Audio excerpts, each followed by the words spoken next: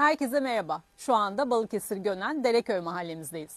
841 metrekare hobi bahçesi içerisinde bulunan bungalov evimizin tanıtımı için karşınızdayım. Bungalov evimiz köy merkezindedir. Ayrıca dere kenarında bulunmaktadır ve elektrik ve suyu da mevcuttur. Gönen'e ise sadece 10 kilometredir. Hadi gelin bu evimizi birlikte gezelim.